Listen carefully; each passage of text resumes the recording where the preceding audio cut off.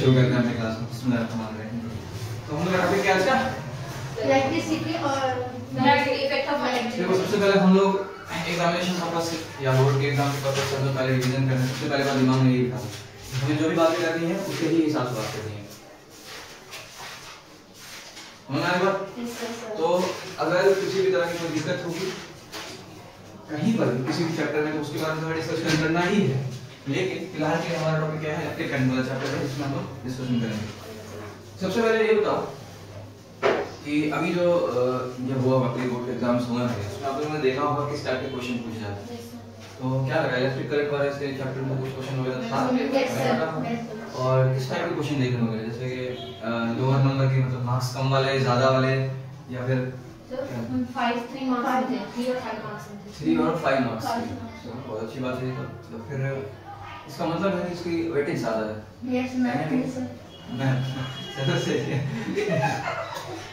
नहीं सर बताइए फिर सबसे पहले तो ये बताइए कि किसको किसको दिक्कत है किसी पोर्शन में पूरे चैप्टर में इलेक्ट्रिसिटी जो है ना, ये तो मुझे बस न्यूमेरिकल जो होता है ना उसमें होती है। और मुझे दिक्कत क्या होती है कि मतलब ये जो बैटरी और चार्जर होता है ना, सबके एक तरह से सेम ही होता है। ये हटाने की तो आपकी आवाज ज्यादा साफ है ऐसा नहीं हमें माइक नहीं जैसे ये स्टेप पे जो होता है ना सबके सेम ही होता है। ठीक है, ज्यादातर ये चीजें सेम होती है। बस क्या होता है ये यहाँ हो जाता है और ये यहाँ हो जाता है, इस तरह से बैटरी वगैरह। तो बेसिकली आप ये कह रहे हैं कि किसी भी इलेक्ट्रिक सर्किट में जो अरेंजमेंट होता है कंपोनेंट्स का, चाहे वो सोर्स ऑफ एनर्जी हो, चाहे वो कंट्रोलिंग डिवाइस हो, चाहे वो लोड हो, यानी जहां पर जिसको इलेक्ट्रिसिटी देनी है उसका अरेंजमेंट ज्यादा उसमें दिक्कत होगी आपको, ये कह रहे हैं।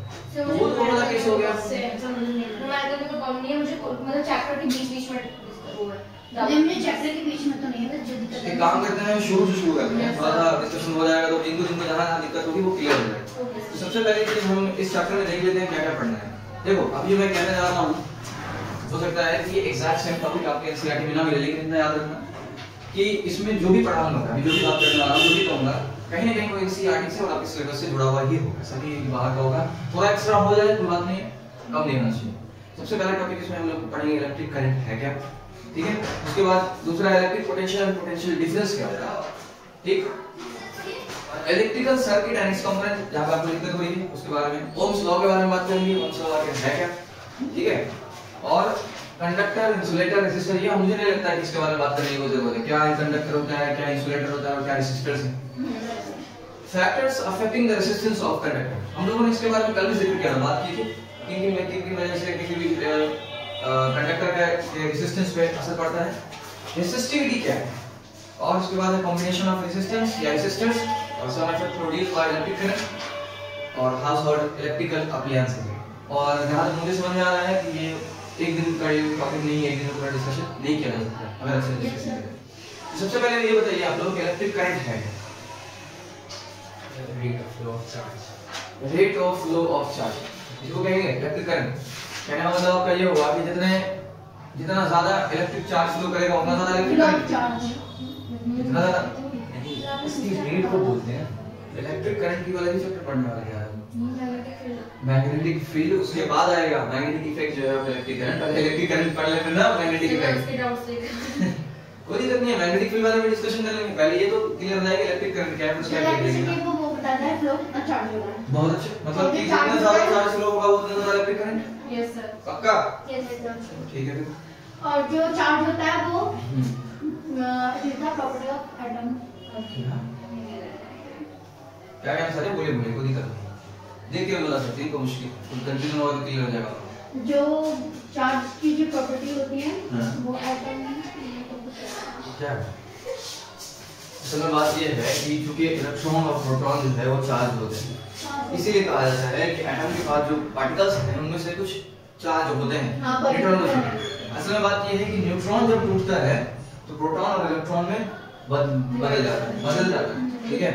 अब यहाँ पे जब दोनों डिवाइड होते हैं तो एक चार्ज का कंसेप्ट वहां पे क्रिएट हो जाता है कि इलेक्ट्रॉन को प्रोटॉन चार्ज दे रहा है, जितना देगा वो उतना ही लेगा। तो एक के ऊपर पॉजिटिव चार्ज क्रिएट हो जाएगा और दूसरे पर नेगेटिव चार्ज। जाहिर सी बात है, अगर इमेजिन करो किसी ने बैंक से कर्ज लिया 5 लाख तो बैंक वाले के ऊपर पॉजिटिव चार्ज क्रिएट हो गया, क्योंकि और आपके ऊपर नेगेटिव, क्योंकि आपको आज में तो उसे लौटाना ही है, ठीक है। इसी तरह से अब चार्ज कितना होता है वैसे इलेक्ट्रॉन और प्रोटॉन का, बताएगा हाँ वो 1.6 इनटू 10 की पावर -19 क्या -19 सी सी क्या सर्कल सर्कल -19 कूलम चार्ज का यूनिट कूलम होता है ना। Yes sir. तो ज्यादा कंफ्यूज हो पता आप लोग पहले से है बस सर एक होता है चार्ज में मतलब काफी सारे पॉइंट होता है, उसमें एक ये वाला पॉइंट होता है जो लाइक चार्ज जो होते हैं वो रिपेल करते हैं और अनलाइक जो होते हैं वो रिपेल करते हैं। अनलाइक चार्ज एक दूसरे को अट्रैक्ट करते हैं और लाइक एक दूसरे को वो अट्रैक्ट चार्ज करते हैं। होता है पीछे।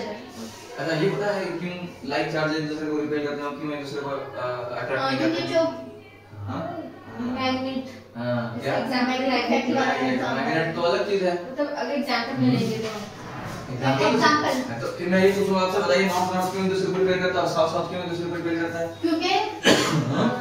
क्योंकि इसका क्या आंसर है बताइए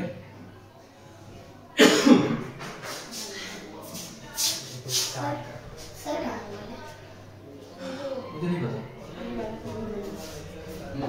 बताइए ये बता फैक्ट कैसे प्रूव कर सकते हैं? इस फैक्ट को प्रूव किया जा सकता है देखो नॉर्थ एक दूसरे को रिपेल करते हो मैग्नेटिक कभी तो सब डाल ही दो अब क्योंकि इलेक्ट्रिक कंडीशन एक बात और भी है कि इलेक्ट्रिसिटी और मैग्नेटिज्म का भले ही डिस्कवरी अलग-अलग हुआ हो लेकिन ये दोनों एक दूसरे से अलग-अलग नहीं है बिल्कुल भी नहीं है क्योंकि इलेक्ट्रिसिटी की वजह से मैग्नेटिक फील्ड प्रोड्यूस होता है और मैग्नेटिक फील्ड जहां पर होता है वहां कंडक्टर में इलेक्ट्रिसिटी का फ्लो होना शुरू हो जाता है। बहुत बात समझिए ये मैग्नेट बनता कैसे? जब हम किसी कंडक्टर में चार्ज को स्टोर कर देते हैं किसी कंडक्टर में जब हम चार्ज स्टोर कर देते हैं तब जाकर के उस चार्ज की वजह से उसके चारों तरफ मैग्नेटिक फील्ड प्रोड्यूस होती है। ठीक है मैग्नेटिक फील्ड प्रोड्यूस होता है जैसे किसी वायर में इलेक्ट्रिसिटी फ्लो हो रहा हो तो उसके चारों तरफ मैग्नेटिक फील्ड प्रोड्यूस होता है बड़ा होगा।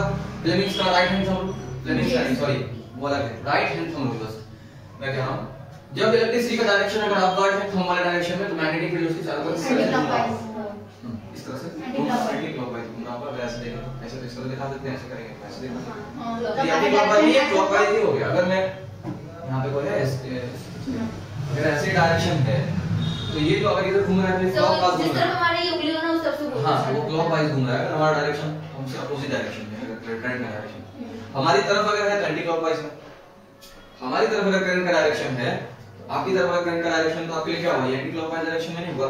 यस सर समझ रहे हो उसके उनकी तरफ हुआ तो आपके लिए क्लॉकवाइज हो जाएगा। बहुत अच्छे ये तो समझ में आ गया कि इलेक्ट्रिक करंट की वजह से मैग्नेटिक फील्ड प्रोड्यूस होता है और मैग्नेटिक फील्ड की वजह से भी सॉरी हां मैग्नेटिक फील्ड की वजह से भी इलेक्ट्रिक करंट इंड्यूस हो सकता है। इसको इंडक्शन कहते हैं ठीक है induction of electric current into magnetic field तो क्या आगे वाले चैप्टर में हम देखेंगे। ठीक है इलेक्ट्रिक करंट की बात होगी। अब बताओ यही रीजन है कि पॉजिटिव चार्ज और पॉजिटिव चार्ज एक दूसरे को रिपेल करते हैं क्योंकि मैग्नेटिक फील्ड लाइंस जो होती है कभी भी एक दूसरे को क्रॉस नहीं कर सकती। अब नॉर्थ में से भी निकल ही रहा है और इधर भी नॉर्थ में से निकल ही रहा है दोनों एक दूसरे को क्रॉस नहीं कर सकते क्या करनी आखिरी ऑप्शन ये बचता है कि वो मुड़ जाए। मुड़ने के लिए क्या होगा वो एक फोर्स जनरेट होगा एक दूसरे को रिपेल जो करेंगे फोर्स जनरेट होगा और दूर भागेंगे। ठीक इसी तरह से पॉजिटिव चार्ज और नेगेटिव चार्ज में ऐसा क्लियर है। अट्रैक्शन का कंसेप्ट समझ में नॉर्थ पोल से निकलता है साउथ में एंटर करता है। यस सर और हम ये अगर मान लिया कि पॉजिटिव चार्ज जो है उससे मैग्नेटिक फील्ड निकल रहा है और नेगेटिव चार्ज में एंटर कर रहा है वो एक दूसरे को अट्रैक्ट कर लेते हैं। क्लियर है। Yes sir